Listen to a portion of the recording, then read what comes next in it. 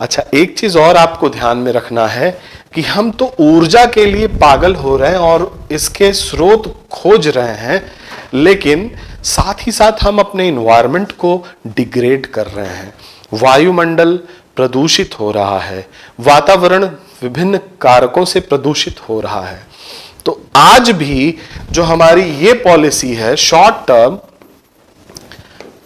ये under question है कि नहीं। आप सोचिए कि आप कोल जला रहे हो, कार्बन डाइऑक्साइड प्रोड्यूस हो रहा है। आप नेचुरल गैस जला रहे हो, यूज कर रहे हो, मीथेन निकल रहा है। Carbon dioxide, methane green house gas है। ये जब वायुमंडल में जाता है तो ग्लोबल वार्मिंग करता है, भूतपन में योगदान देता है।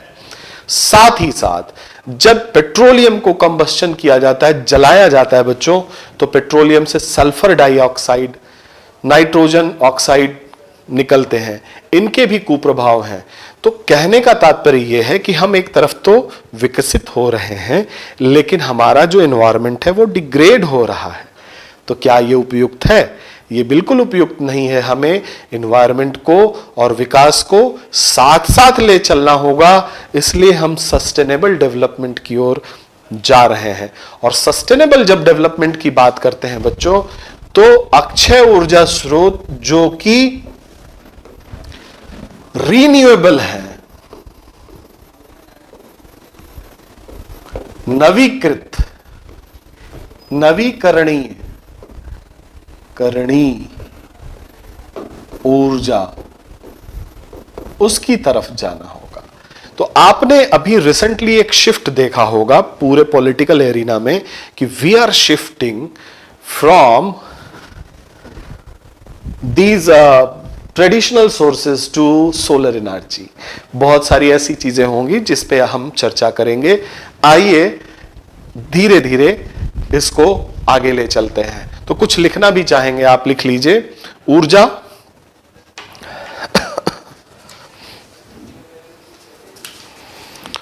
ऊर्जा, भारत विकासशील देश है। भारत एक विकासशील देश है जिसके विकास के लिए ऊर्जा की आवश्यकता है।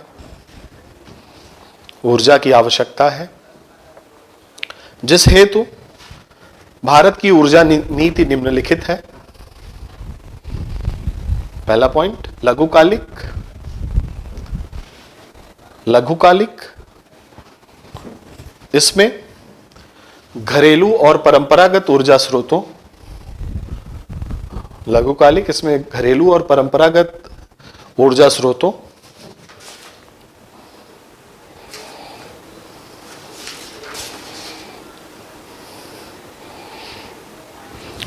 का विकास, घरेलू और परंपरागत ऊर्जा स्रोतों का विकास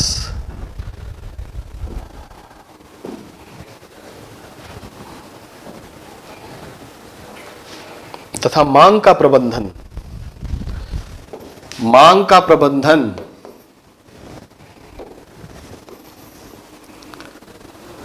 demand management, demand and supply management करना है।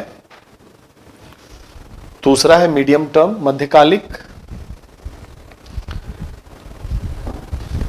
मध्यकालिक ऊर्जा नीति के अंतर्गत ऊर्जा संरक्षण और ऊर्जा दक्षता में सुधार। ऊर्जा नीति के अंतर्गत ऊर्जा दक्षता और ऊर्जा संरक्षण में सुधार लक्ष्य है। एग्जाम्पल में आप लिख लीजिएगा, यूज ऑफ एलईडी लाइट। कहानी आपको पता है और स्टार लगा दीजिएगा और अपना बचपन याद कर लीजिएगा कि बचपन में एलईडी थी कि नहीं। चीजों को याद भी करना है बच्चे, क्योंकि ultimately it is your writing which is going to give you marks. तो वहां पे लिखना आना चाहिए। तीसरा लिखिए, लॉन्ग टर्म, दीर्घकालिक अक्षय ऊर्जा स्रोतों का विकास, उससे संबंधित तकनीकियों का विकास ताकि उसकी कॉस्ट कटिंग हो सके। अक्षय ऊर्जा स्रोतों का विकास संबंधित तकनीकी का विकास, ताकि कॉस्ट इफेक्टिव, क्या कहेंगे हिंदी में, कॉस्ट इफेक्टिव,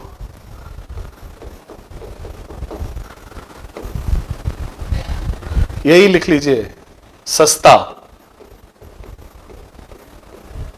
ताकि तकनीकी कॉस्ट इफेक्टिव हो सके, सस्ती हो सके, ताकि तकनीकी सस्ती हो सके, तथा थोरियम आधारित नाभिकीय ऊर्जा तथा थोरियम आधारित नाभिकीय ऊर्जा का विकास। ये तो बच्चों हमारी भारत की पॉलिसी हो गई।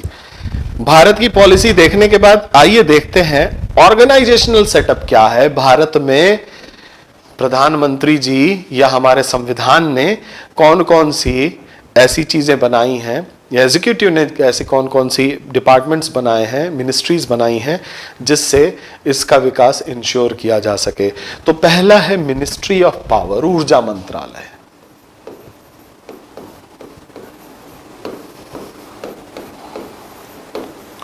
ऊर्जा मंत्रालय,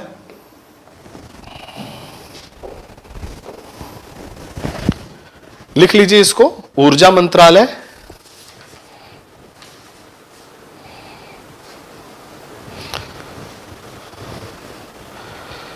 भारत सरकार का ऊर्जा मंत्रालय, भारत सरकार का ऊर्जा मंत्रालय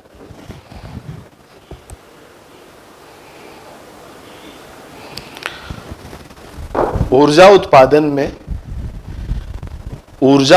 में बुनियादी संरचनाओं के विकास,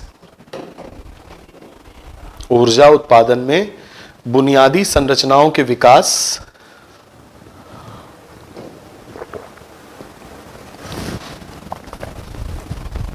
बुनियादी संरचनाओं के, ऊर्जा उत्पादन में बुनियादी संरचनाओं के विकास, ऊर्जा का उत्पादन, वितरण तथा स्थानांतरण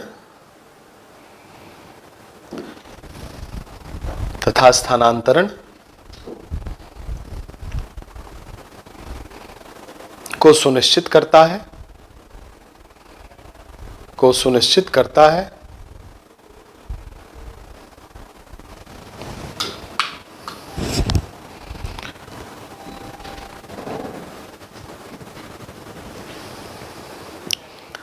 ऊर्जा मंत्रालय को 1992 में 2 जुलाई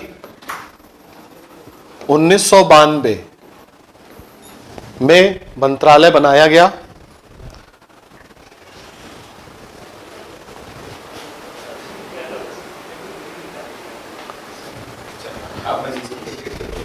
मंत्रालय बनाया गया तथा इसे 3 मंत्रालयों में विभाजित भी किया गया।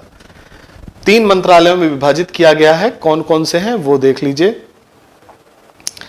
पहला है मिनिस्ट्री ऑफ कोल, फर्स्ट कोयला मंत्रालय, मिनिस्ट्री ऑफ कोल।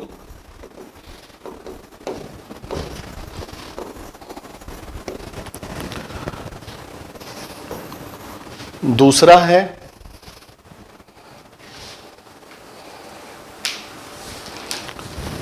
विद्युत मंत्रालय, विद्युत या ऊर्जा मंत्रालय, जो कि ऊर्जा मंत्रालय ही था, मिनिस्ट्री ऑफ पावर।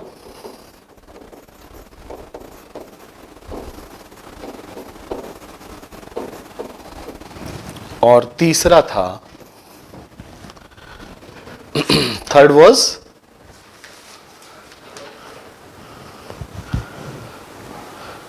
नवीन तथा नवीकरण ऊर्जा मंत्रालय, नवीन तथा नवीकरण, इसको नोट करते चलिएगा, ऊर्जा मंत्रालय, नवीन तथा नवीकरण ऊर्जा मंत्रालय।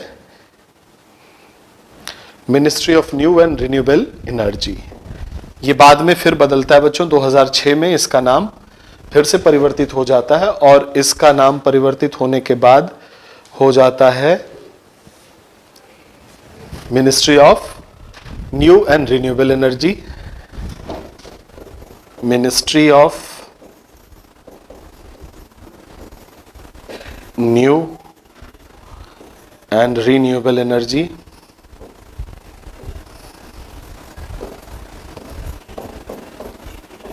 ये नाम इसको 2006 में मिलता है बच्चों, 2006 2006 में नवीन तथा नवीकरण ऊर्जा मंत्रालय।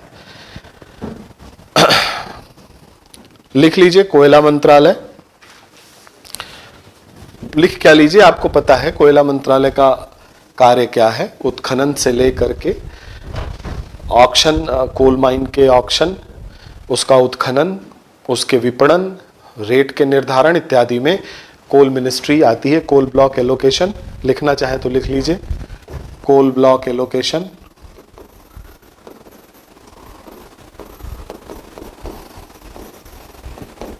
कोयला ब्लॉक का एलोकेशन, दैट इज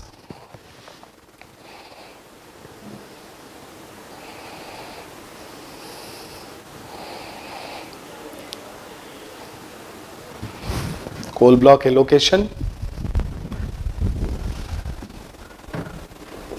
अगला है उत्खनन, माइनिंग।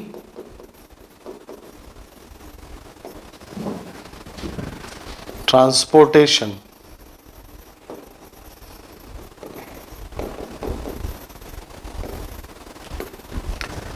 ट्रांसपोर्टेशन के बाद है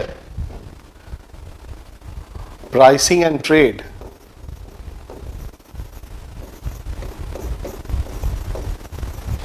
प्राइसिंग एंड ट्रेड।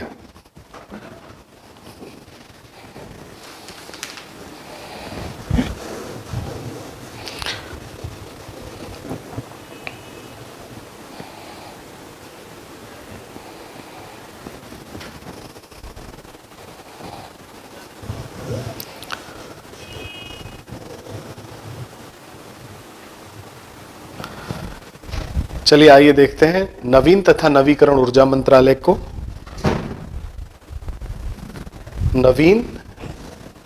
नवीन तथा नवीकरण ऊर्जा मंत्रालय।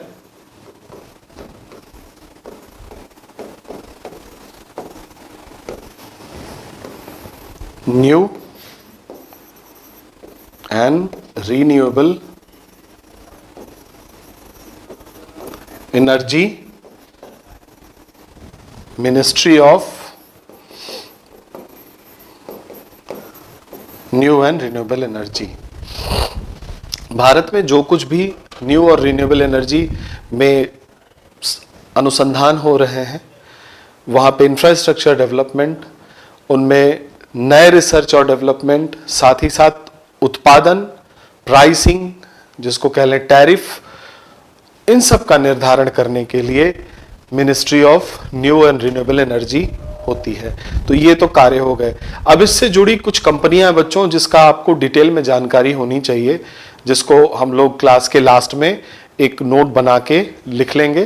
तो फिलहाल चलिए शुरू करते हैं हम लोग। जो हमारे एनर्जी रिसोर्सेज हैं वो क्या हैं, जहां से हमें पीटी में प्रश्न मिलते हैं, उसको देखते हुए आगे चलते हैं। तो पहला जो नॉन रिन्यूएबल एनर्जी रिसोर्स है, मैं फिर डस्टर ढूंढ रहा हूं।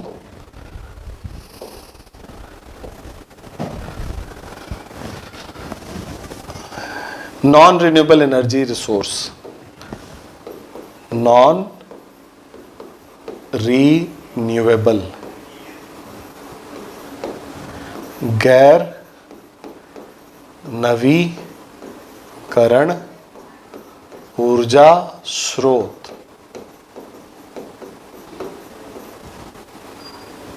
ह्यूमन टाइम स्केल में, ह्यूमन टाइम स्केल का मतलब एक मनुष्य के जीवन काल जो कि 70 इयर्स हो सकता है, इन्हें रिवाइव नहीं किया जा सकता। Can't be revive,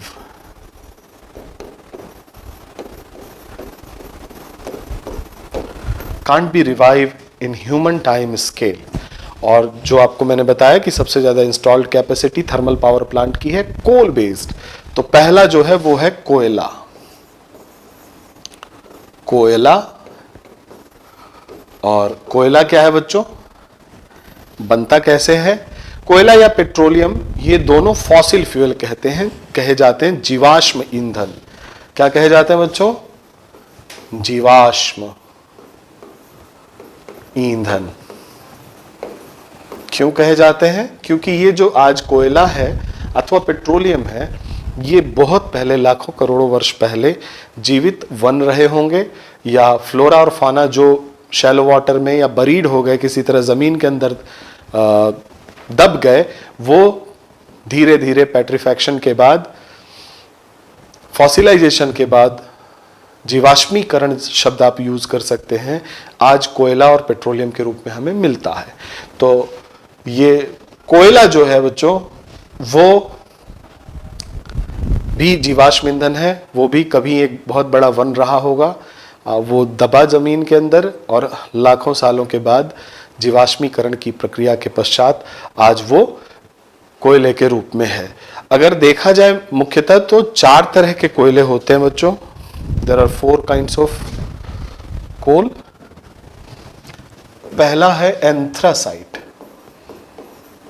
anthracite. दूसरा है बिटुमिनस,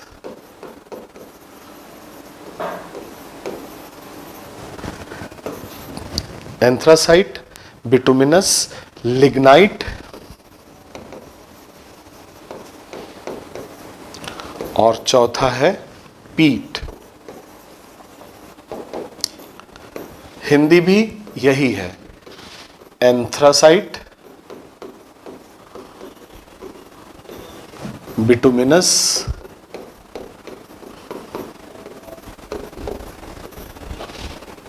लिग्नाइट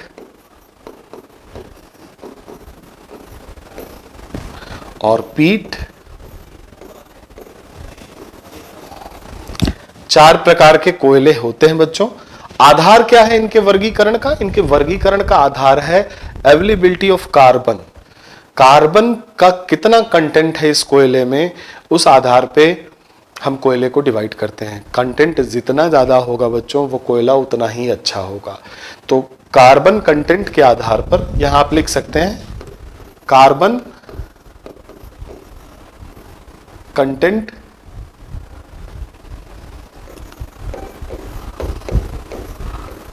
के आधार पर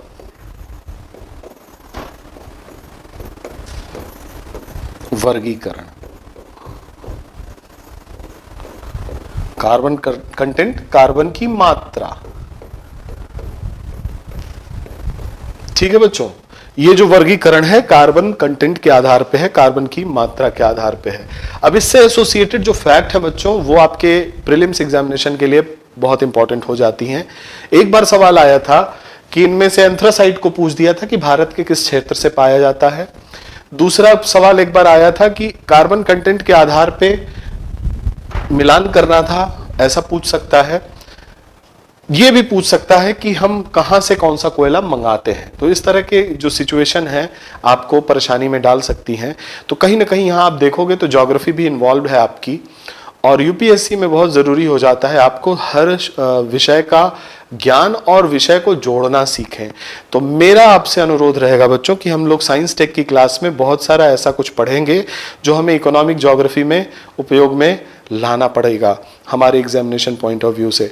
तो आप अपने नोट्स को बनाते समय ध्यान रखिए, भारत का और विश्व का मैप खाली रखिएगा, उस पे कुछ एंट्रीज मैं करवाऊंगा या आपको होमवर्क के रूप में दे दूंगा, और वहीं पे आप अपने नोट्स में चिपका लीजिएगा, क्योंकि नोट्स बनाना नहीं है, आपको क्रिएट करना है, और क्रिएट करने में थोड़ा एंडेवर आपका लगता है।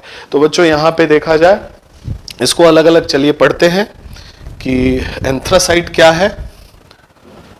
तो पहला है एंथ्रासाइट कोल।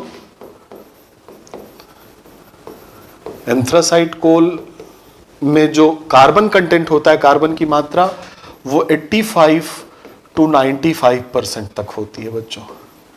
85 टू 95% तक परफेक्टली कार्बोनाइज्ड है ये, पूरी तरह से इसके लगभग कार्बन रूप में पाया जाता है। हाईएस्ट क्वालिटी ऑफ कोल है ये, सबसे सर्वोच्च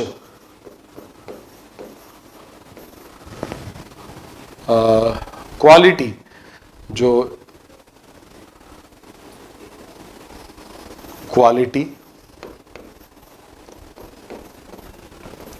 सर्वोच्च क्वालिटी, हाईएस्ट क्वालिटी कोल है ये। क्यों? क्योंकि इसकी कैलोरीफिक वैल्यू सबसे ज्यादा होती है। कैलोरीफिक वैल्यू का मतलब होता है ऊष्मीय मान। बच्चों हिंदी और इंग्लिश दोनों इसलिए लिख रहे हैं क्योंकि अगर आपको कैलोरीफिक वैल्यू आ गया और हिंदी में भी कैलोरीफिक वैल्यू लिख दिया, क्योंकि बहुत सारी चीजें एज इट इज लिखी जाती हैं, तो आप कंफ्यूज ना हो। ऊष्मीय मान, प्रति ग्राम कार्बन के दहन के बाद कितनी ऊष्मा निकलेगी, वो इसकी सर्वाधिक होती है और इसमें स्मोक बहुत कम होता है। स्मोक का मतलब धुआं, ये कम होता है। इसलिए anthracite is the best quality of coal because of its high calorific value as well as carbon content and less smoke। तो लिख लीजिए एंथ्रासाइट में 85 से 95% तक कार्बन पाया जाता है। कार्बन पाया जाता है। यह सर्वोच्च गुणवत्ता वाला कोयला है। यह सर्वोच्च गुणवत्ता वाला कोयला है।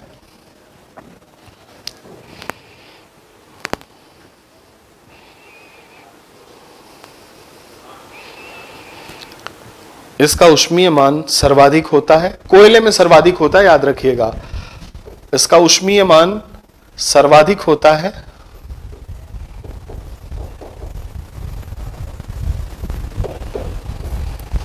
भारत में यह मुख्यतः जम्मू कश्मीर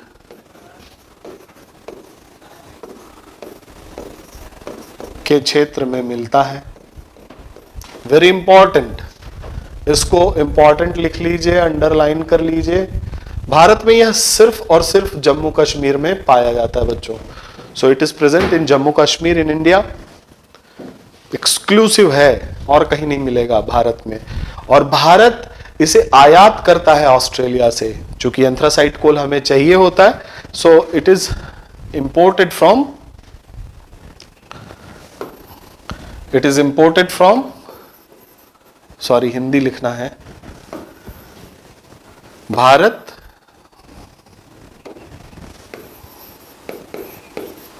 यह कोयला ऑस्ट्रेलिया से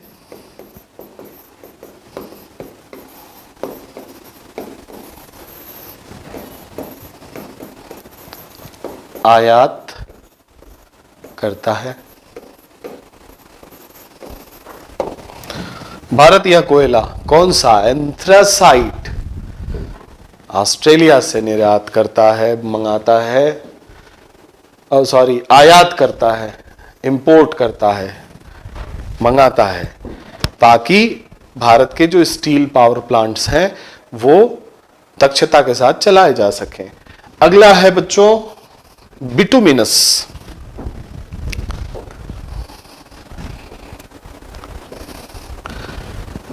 सेकंड है बिटुमिनस, ये ट है, बिटुमिनस।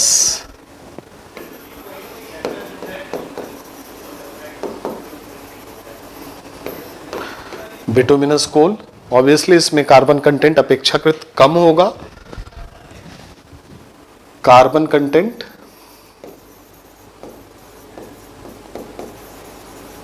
40 to 80% होता है बच्चों। कार्बन की मात्रा 40 से 80%।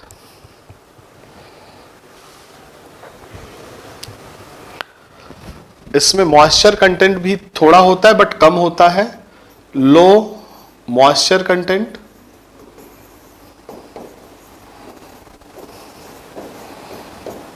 मॉइस्चर का मतलब हो गया नमी, नमी की मात्रा भी कम होती है। कम होती है तो इसमें भी स्मॉग अपेक्षाकृत कम निकलता है। सबसे ज्यादा स्मॉग निकलता है पीट से और सबसे कम एंथ्रासाइड से। एंथ्रासाइड से कम निकलता है बिटुमिनस से। स्मॉग का मतलब है धूम्र या धुआं। ठीक है बच्चों, इसकी कैलोरीफिक वैल्यू एंथ्रासाइड से कम, लिख लीजिए, उष्मीयमान एंथ्रासाइड से कम होती है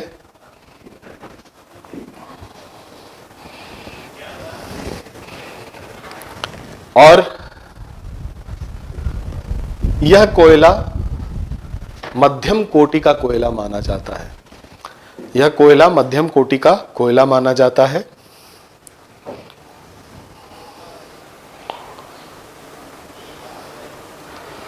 भारत में यह कोयला खूब मिलता है। भारत में यह कोयला खूब मिलता है। कहां कहां मिलता है बच्चों, ये लिख लीजिएगा, झारखंड,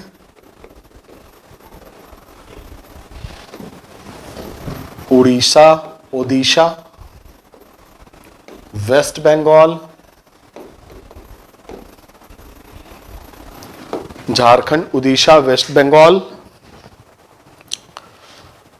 और छत्तीसगढ़ एंड छत्तीसगढ़।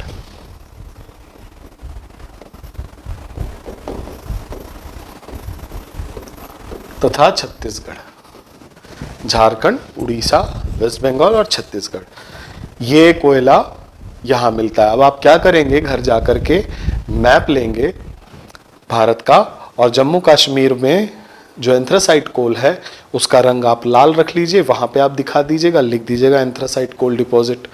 बाकी इसको विटुमिनस का कलर कुछ और रख लीजिएगा, उसको रख लीजिए। आने वाली जो और भी चीजें हैं उसको बताऊंगा, ये जरूर कर लीजिएगा। ये आपका होमवर्क है। होमवर्क है क्या बच्चों, कि भारत के कोयले के क्षेत्र को मैप पर दिखाना,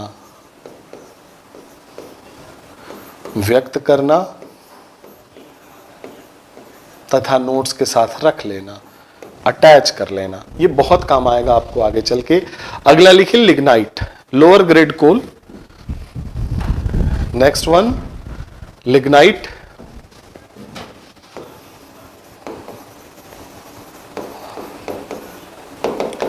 निम्न क्वालिटी का कोयला है बच्चों, लोअर ग्रेड कोल, निम्न क्वालिटी का कोयला है। 30 से 50% तक कार्बन कंटेंट है इसमें। कार्बन कंटेंट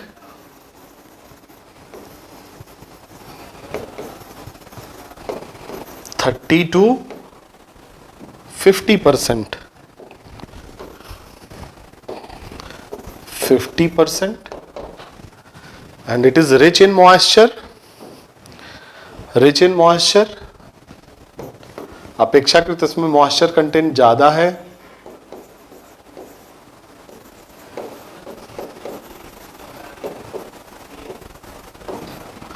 मोर किसकी अपेक्षा, एंथ्रासाइट और bituminous, anthracite and bituminous.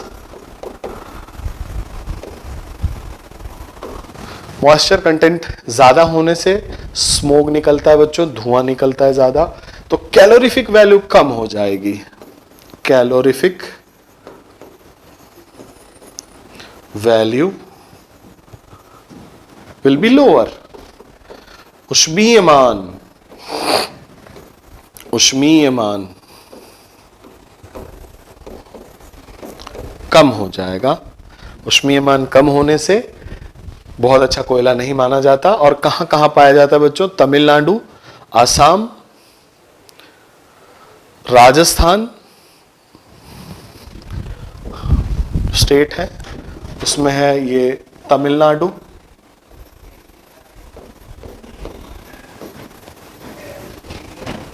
Assam, Rajasthan and few parts of Jammu and Kashmir.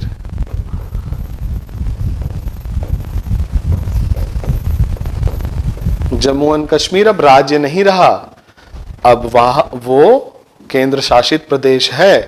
थोड़ा ये करंट अफेयर सुधार लीजिएगा, कितने राज्य हो गए हैं और 10 राज्यों के क्षेत्रफल कौन कौन से होंगे, क्योंकि जम्मू कश्मीर भी वहां कहीं ना कहीं था। तो अब कौन से नए आ गए उसको देख लीजिएगा। पॉपुलेशन जब आप पढ़ते हैं, जनसंख्या नगरीकरण सेंसस, उसमें भी देखिएगा कुछ फ्लक्चुएशंस हैं डिलिमिटेशन के बाद, वो आपके लिए नए प्रश्न के रूप में, नए चैलेंजेस के रूप में आने वाली प्रतियोगी परीक्षाओं में हो सकते हैं। तो ये क्षेत्र आपको पढ़ना रहेगा, ध्यान रखिएगा बच्चों। आगे चलते हैं, अगला है bituminous. Next one is fourth one, bituminous.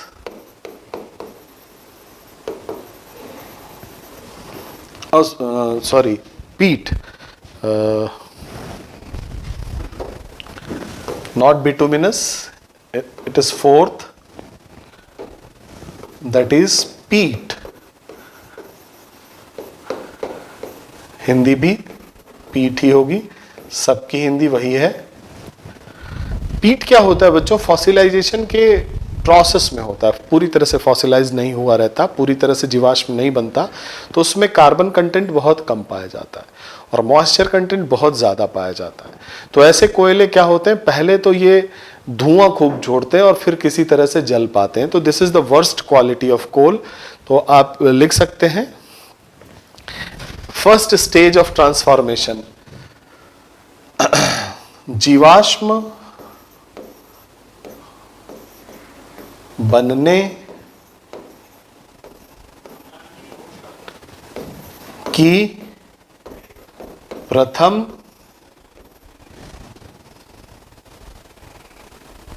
अवस्था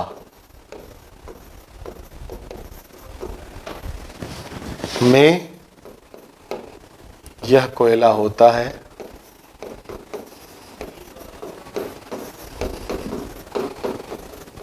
जीवाश्म बनने की प्रथम अवस्था में यह कोयला होता है, first stage of fossilisation, and hence the carbon content is very low. Carbon की मात्रा अत्यंत कम होती है। ऊष्मीयमान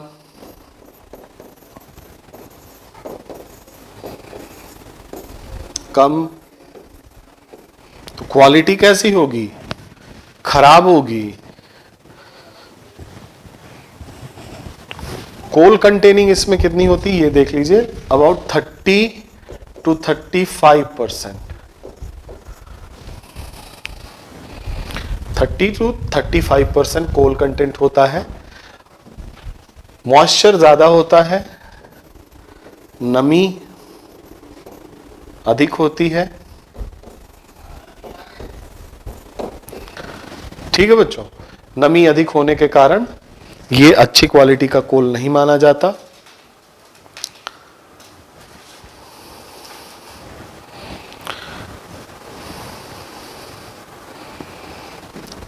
ठीक, ये थे कोयले के प्रकार।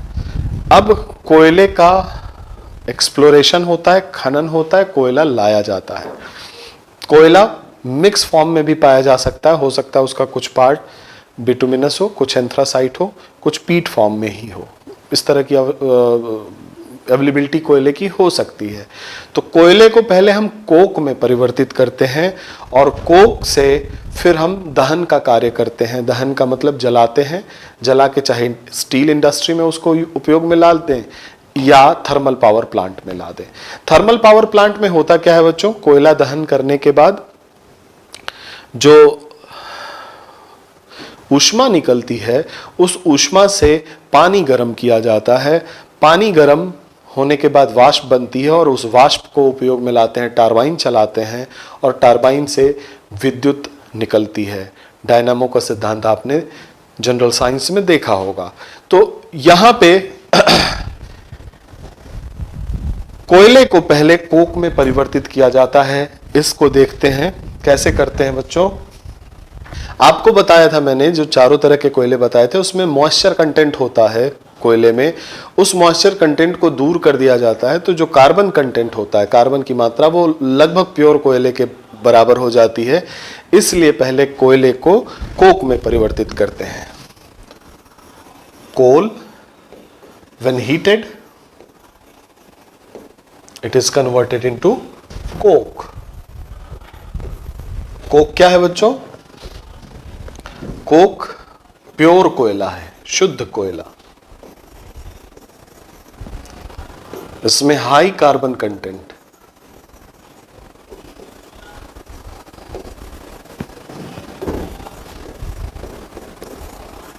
कार्बन की मात्रा अधिक होती है।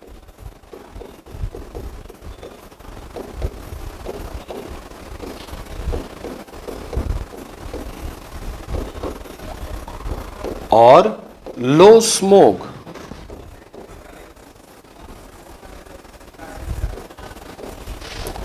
धुएं की मात्रा कम होती है। इसलिए ये क्या होता है बच्चों? High calorific value.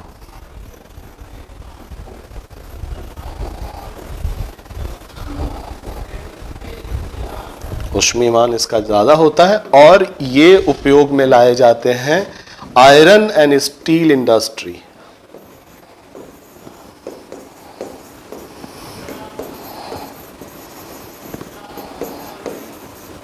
लौह इस्पात उद्योग में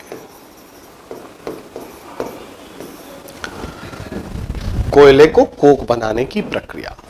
लौह इस्पात उद्योग में जब कोयला हम उपयोग में लाते हैं तो उसे हम पहले कोक में परिवर्तित करते हैं। उसके लिए हम गर्म करते हैं उसे हाई टेम्परेचर पे और मॉइस्चर निकल जाता है, प्योर कोयला बचता है जो हम उपयोग में ला सकते हैं। बच्चों अभी आपने देखा कोयले के दहन से कुछ समस्याएं भी हैं जिसको हम आगे देखते हैं। आइए जरा देखें वो कौन कौन सी समस्याएं हैं जो एनवायरमेंटल कंसर्न क्रिएट करती हैं।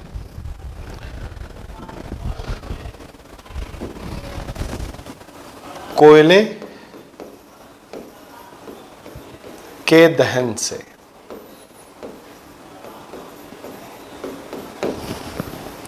पहली कुछ गैसें निकलती हैं जैसे CO, CO2, SO2, NOx, ये है कार्बन मोनोऑक्साइड,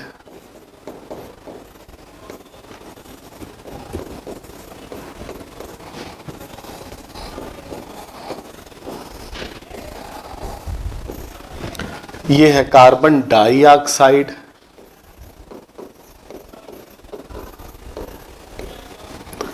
ये है सल्फर डाइऑक्साइड,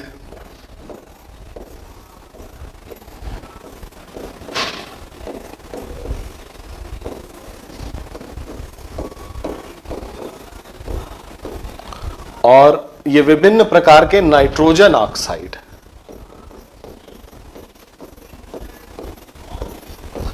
कोयले के दहन से निकलते हैं, कोयला जलाने पे निकलते हैं। बच्चों हर गैस का अलग अलग एनवायरमेंटल इंपैक्ट होता है। बारी बारी से देखते हैं। पहले कार्बन मोनोऑक्साइड की चर्चा करेंगे। कार्बन मोनोऑक्साइड अत्यंत जहरीली होती है बच्चों।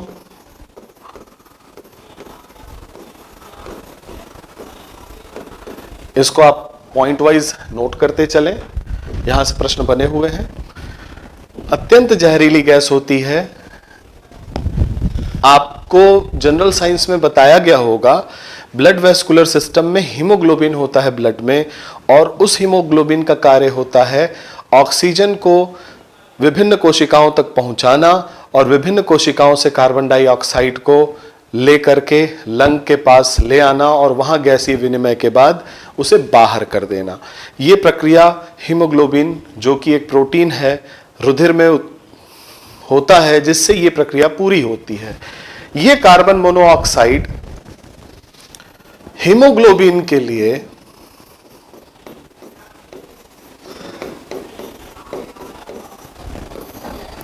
अपार प्रेम प्रदर्शित करता है। इसकी एफिनिटी इतनी ज्यादा होती है हीमोग्लोबिन के लिए कि ऑक्सीजन से पहले ही हीमोग्लोबिन से जाकर के अभिक्रिया कर लेता है। लेमन लैंग्वेज में आप समझिए, हीमोग्लोबिन और कार्बन मोनोऑक्साइड की दोस्ती कहीं ज्यादा प्रगाढ़ होती है हीमोग्लोबिन और ऑक्सीजन की दोस्ती से। अब होगा क्या, अगर श्वसन नली में ऑक्सीजन के साथ कार्बन मोनोऑक्साइड गई तो क्या होगा बच्चों, हीमोग्लोबिन तुरंत कार्बन मोनोऑक्साइड से रिएक्ट करेगा और शरीर में ऑक्सीजन की बजाय कार्बन मोनोऑक्साइड चली जाएगी। चूंकि ऑक्सीजन की आवश्यकता होती है हमें जीने के लिए, शरीर के हर कोशिका को उसे वो ऑक्सीजन नहीं मिलेगी, और नहीं मिलेगी उस स्थिति में फिर शरीर खत्म हो जाएगा, मेटाबॉलिक एक्टिविटी सीज कर जाएगी। हीमोग्लोबिन के लिए एफिनिटी को हिंदी में क्या कहेंगे, लगाव कह लीजिए। भावनाओं को समझिए, शब्दों पे ध्यान ना भी दें तब भी आपको समझ में आएगा। हीमोग्लोबिन के लिए एफिनिटी ऑक्सीजन से ज्यादा होती है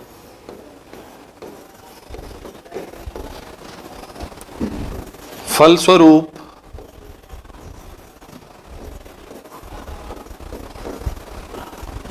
क्या होता है बच्चों, ऑक्सीजन की सप्लाई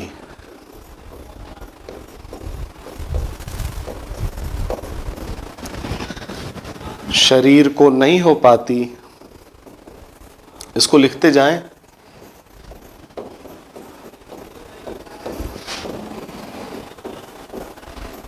और व्यक्ति की मृत्यु हो जाती है।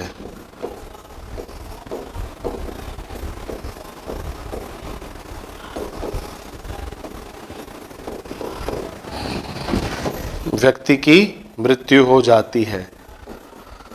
होता क्या है, हीमोग्लोबिन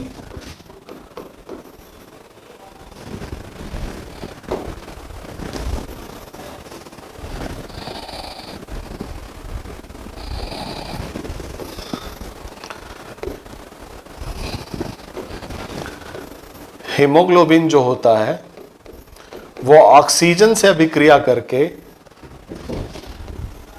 ऑक्सी हीमोग्लोबिन बनाता है। ऑक्सी हीमोग्लोबिन, और ये ऑक्सी हीमोग्लोबिन ऑक्सीजन को ले जाती है, लंग के पास गैसीय विनिमय की प्रक्रिया पूरी होती है और ये ऑक्सीजन को ले जाके सेल के पास छोड़ देती है और वहां से कार्बन डाइऑक्साइड को लेके वापस आती है। लेकिन जब यहां कार्बन मोनोऑक्साइड होती है बच्चों, तो ये हीमोग्लोबिन कार्बन मोनोऑक्साइड से अभिक्रिया करके कार्बोक्सी हीमोग्लोबिन बना देता है।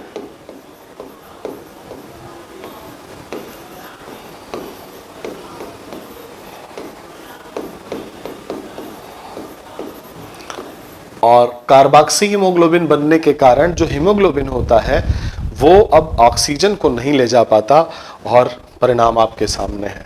तो कार्बन मोनोऑक्साइड का ये कुप्रभाव होता है कोल बर्निंग में। इसीलिए एक सवाल अक्सर आपसे पूछा जाता है कि अंगीठी जलाकर कमरे बंद करके क्यों नहीं सोना चाहिए। क्या कारण है कि अंगीठी जला के कमरा बंद करके सोता है व्यक्ति तो उसकी मृत्यु हो जाती है? उसके पीछे कार्बन मोनोऑक्साइड ही है बच्चों, इसका ध्यान रखिएगा। कार्बन मोनोऑक्साइड, इसको नोट कर लीजिए। फिर अगली जो गैस निकल रही है उसके बारे में हम लोग चर्चा करेंगे। नेक्स्ट गैस जो निकलती है बच्चों वो है कार्बन डाइऑक्साइड।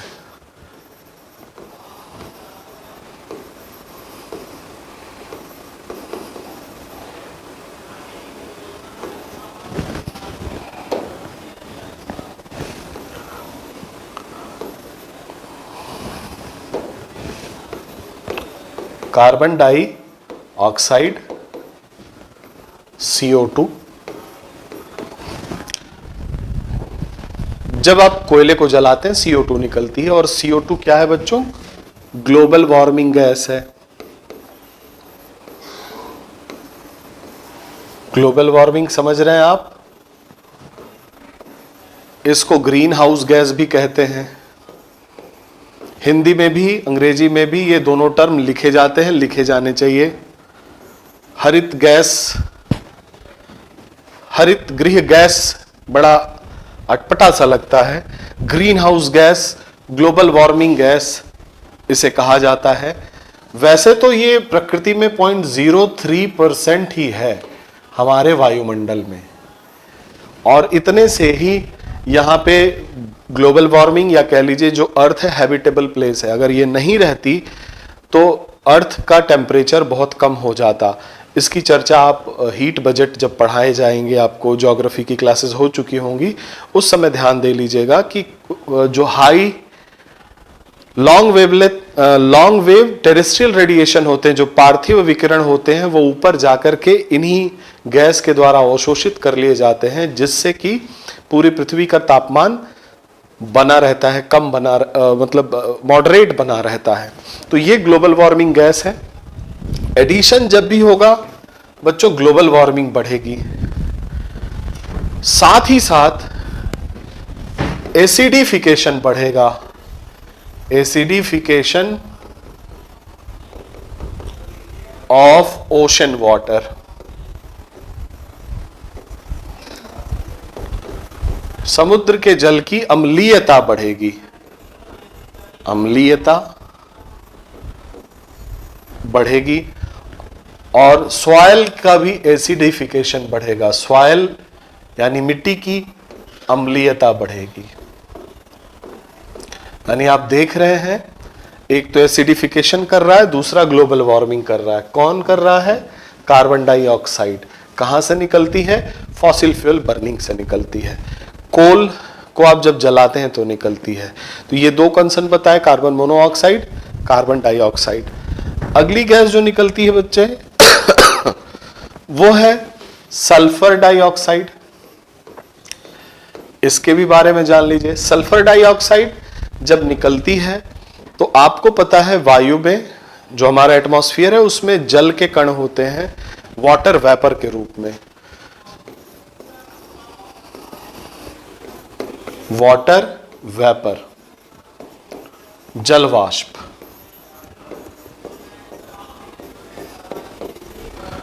और जब जलवाष्प से सल्फर डाइऑक्साइड अभिक्रिया करती है बच्चों, तो एक अम्ल बनाती है जिसको कहते हैं सल्फ्यूरिक अम्ल।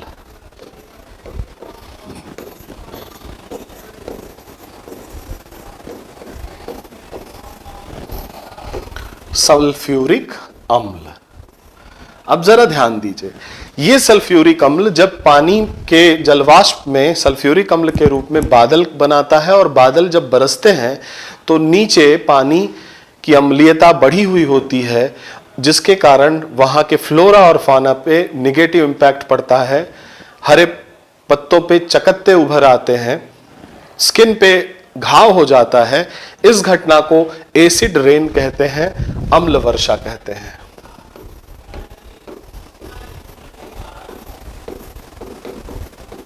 Acid rain.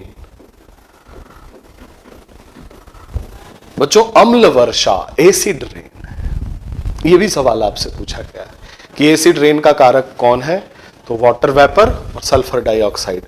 वाटर वेपर तो होता ही है, सल्फर डाइऑक्साइड निकलती है फॉसिल फ्यूल बर्निंग से। सिर्फ कोल से ही नहीं, पेट्रोलियम के कंबस्टन से भी निकलती है, और ये सारी गैस निकलती है, याद रखिएगा। एसिड रेन क्या होती है? पानी में सल्फ्यूरिक एसिड का होना एसिड रेन है। प्रभाव क्या पड़ते हैं बच्चों? इससे प्रभाव पड़ता है, पहला स्किन के ऊपर जल जाता है, स्किन जल जाती है, तो स्किन बर्न। दूसरा प्रभाव क्या पड़ता है बच्चों? जब ये अम्ल उस आसपास के खेतों में गिरते हैं तो जो प्लांट का लीफ होता है, जहां फोटोसिंथेसिस की प्रक्रिया होती है, उस क्लोरोफिल को ये डिटोरिएट कर देते हैं, जिससे उसकी प्रोडक्टिविटी घट जाती है। तो loss of productivity,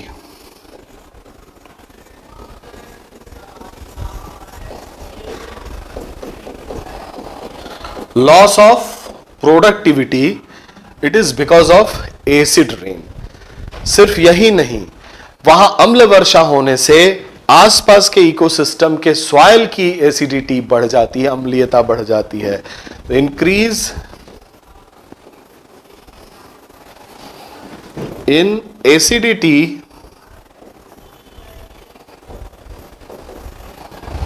of soil as well as water body. Hindi में आप लिख लीजिए कि आसपास के मिट्टी तथा जलाशयों की भी अम्लीयता बढ़ जाती है, जिसका वहां के इकोसिस्टम पर बुरा प्रभाव पड़ता है, नेगेटिव इंपैक्ट पड़ता है। ठीक है, नेगेटिव इंपैक्ट कैसे पड़ेगा? लॉस ऑफ प्रोडक्टिविटी से। तो ये सारी चीजें एसिड रेन के कारण होती है बच्चों। अगली गैस कौन सी है, आइए उसे भी देख लेते हैं।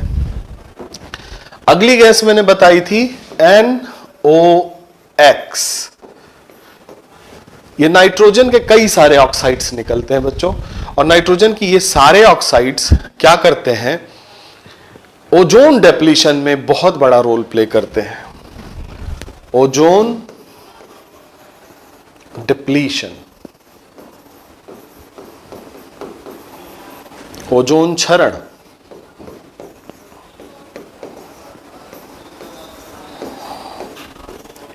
ओजोन डिप्लीशन में रोल प्ले करते हैं, ओजोन क्षरण में रोल प्ले करते हैं। ओजोन क्षरण क्या है?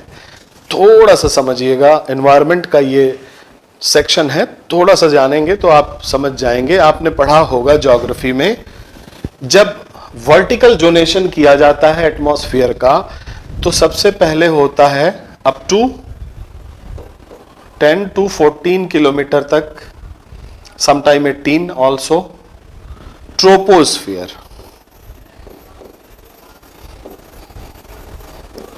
और इसके बाद होता है स्ट्रेटोस्फियर। ठीक है बच्चों, ट्रोपोस्फियर, फिर ट्रोपोपॉज, स्ट्रेटोस्फियर, फिर स्ट्रेटोपॉज, फिर आगे आप ज्योग्राफी में पढ़ेंगे। मेरा काम यहीं चल गया। इस स्ट्रेटोस्फियर में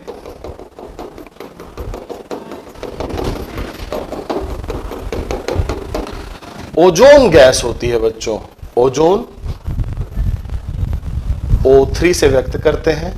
ओजोन गैस क्या है? एलिमेंटल फॉर्म ऑफ ऑक्सीजन है, ऑक्सीजन का ही एक अपर रूप है। ठीक है, 3 ऑक्सीजन मिलकर ओजोन बनाते हैं।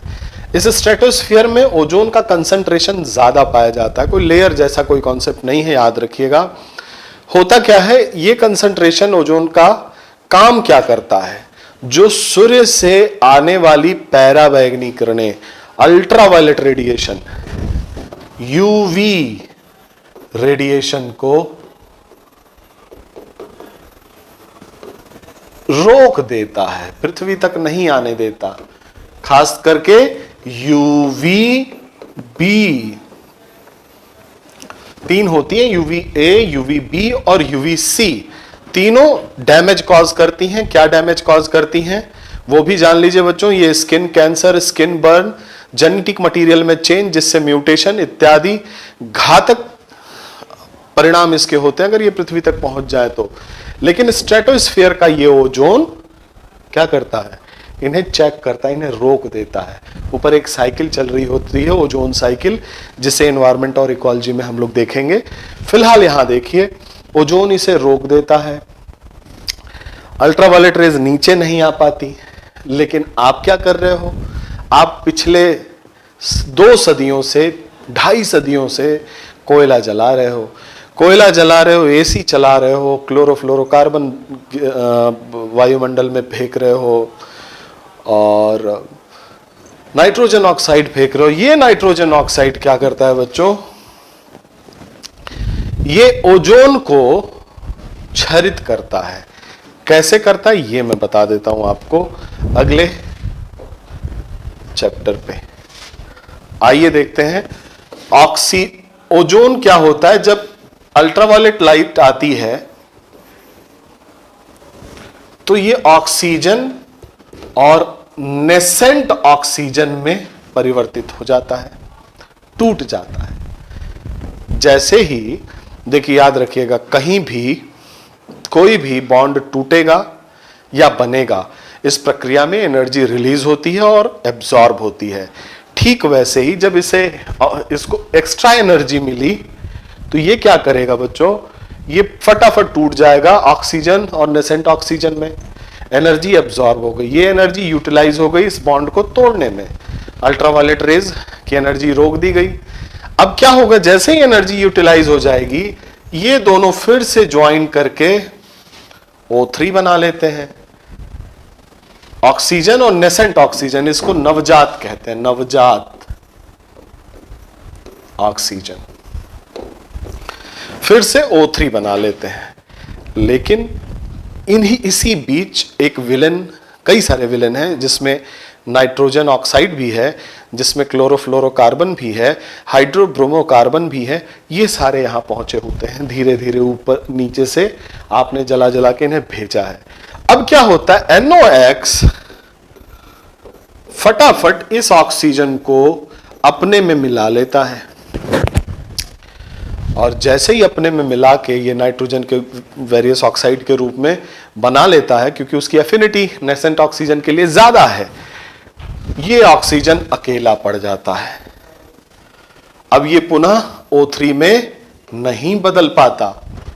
इस स्थिति में क्या होगा बच्चों, अल्ट्रावायलेट रेज आएंगी, O3 टूटेगा O2 और नेसेंट ऑक्सीजन में, ये नेसेंट ऑक्सीजन इसके द्वारा पटा लिया जाएगा। अब इसको मिलेगा नहीं फिर से ऑक्सीजन, तो O3 फिर बनेगा नहीं। ये प्रक्रिया जब लंबे समय तक चलेगी तो ये जो O3 बना हुआ है वो डिप्लीट होने लगेगा, उसका क्षरण होने लगेगा, कम होने लगेगा। ये बात समझ में आ रही है?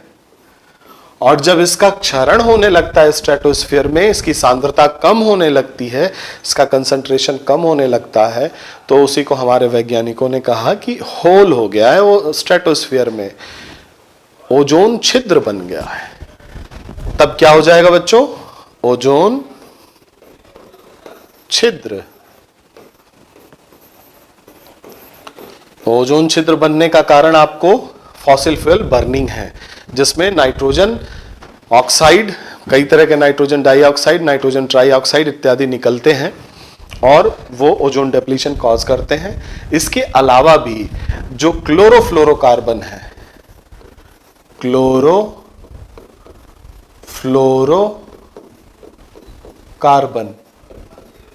जो कि एयर कंडीशन या फिर प्रशीतन में उपयोग में लाए जाते हैं, हाइड्रोब्रोमोकार्बन,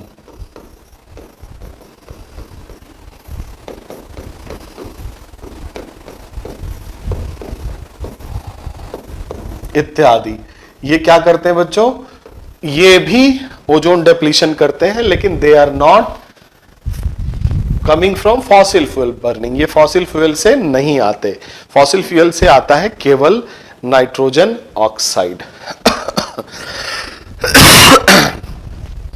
ये तो बात रही मोटी मोटा वो गैसें जो फॉसिल फ्यूल बर्निंग से निकलती हैं। इसके अलावा भी फॉसिल फ्यूल बर्निंग से, मुख्यतः कोल को जलाने से हमें कुछ राख मिलती है, फ्लाई ऐश जिसे कहते हैं। आइए उसके बारे में जानकारी करें। क्या है बच्चों fly ash? Coal burning, it gives fly ash. Fly ash को हिंदी में कहते हैं उड़ने वाली राख, फ्लाई ऐश, उड़न राख। आपका अपना डिस्क्रिशन है, आपको फ्लाई ऐश कहना है या उड़न राख कहनी है, दोनों कह सकते हैं, मैंने दोनों लिख दिया। फ्लाई ऐश कब बनता है? जब कोयला को जलाया जाता है। फ्लाई ऐश में पार्टिकुलेट मैटर होगा, छोटे छोटे कण होंगे, जिनका व्यास पार्टिकुलेट मैटर 10 नैनोमीटर हो सकता है या फिर पार्टिकुलेट मैटर 2.5 नैनोमीटर हो सकता है। बच्चों ये दोनों बहुत इंपॉर्टेंट हैं। क्यों? क्योंकि ये दोनों की साइज इतनी कम होती है कि ये इनहेल कर लिए जाते हैं, श्वास के द्वारा अंदर चले जाते हैं, और अंदर जो आपके फेफड़े होते हैं उनमें छोटी छोटी एल्वियोलाई होती हैं, छोटे छोटे प्रकोष्ठ होते हैं जहां पे गैसीय एक्सचेंज होता है, जहां पे गैसियस एक्सचेंज, गैस का विनिमय होता है। कार्बन डाइऑक्साइड बाहर आ जाती है और ऑक्सीजन अंदर ले ली जाती है। अगर एल्वियोलाई के उन छोटे छोटे सेल में ये डिपॉजिट हो जाते हैं तो क्या होता है कि गैसियस एक्सचेंज के लिए जगह कम मिलती है, और जब जगह कम मिलेगी तो जाहिर सी बात है कि उतनी ऑक्सीजन जितनी आपको मिलनी चाहिए नहीं मिलेगी, कम मिलेगी। उतनी कार्बन डाइऑक्साइड जो बाहर निकलनी चाहिए वो नहीं निकलेगी, कम निकलेगी। उस अवस्था में बहुत सारी रेस्पिरेटरी डिजीज हो जाती हैं। तो these particular matter are responsible for various respiratory disease.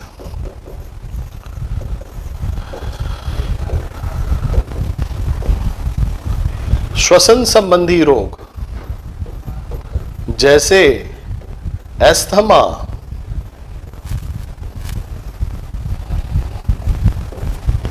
श्वसन संबंधी रोग, बहुत सारे रोग होंगे श्वसन संबंधी रोग। तो कहने का मतलब है फ्लाई ऐश।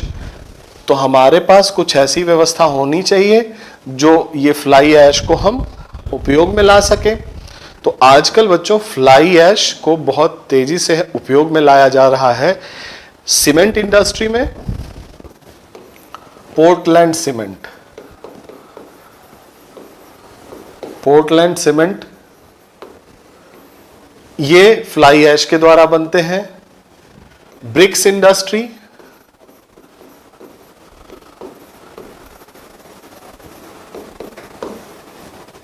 ईंट बनाने के उद्योग में फ्लाई ऐश को उपयोग में लाया जा सकता है। टाइल्स इंडस्ट्री, टाइल्स बनाने के लिए जो फ्लोर टाइल्स हैं, फ्लोरिंग टाइल्स, और साथ ही साथ रोड कंस्ट्रक्शन में फ्लाई ऐश को काफी उपयोग में लाया जा रहा है। रोड कंस्ट्रक्शन, रोड के निर्माण में, सड़क निर्माण में। तो सड़क निर्माण,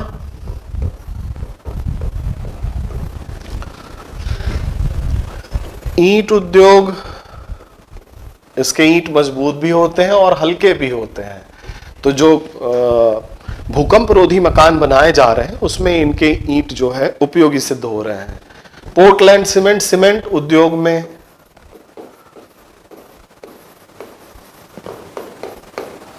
और tiles, floor tiles industry, tiles आपको बताने की जरूरत नहीं, आपके घर में लगी है। यहां पे हम फ्लाई ऐश का उपयोग कर ले रहे हैं। बच्चों हमने देखा यहां पे कि एक तो हमने टेक्नोलॉजी से एनर्जी निकाली, उस एनर्जी के कुछ जो नेगेटिव इम्पैक्ट है उसको हमने धीरे धीरे ऐसे उपयोग में लेना शुरू किया जिससे उसके इम्पैक्ट को घटा सके। यह प्रक्रिया जो आज आगे आपको पढ़नी भी है, एनवायरमेंट इंपैक्ट असेसमेंट के थ्रू की जाती है कि कोई भी प्रोजेक्ट लगाने से पहले ये जरूर देख लें कि उस प्रोजेक्ट का उस एनवायरमेंट में क्या कुप्रभाव पड़ेगा। उस कुप्रभाव को कम से कम करने के लिए कौन कौन से तरीके अपनाए जा सकते हैं।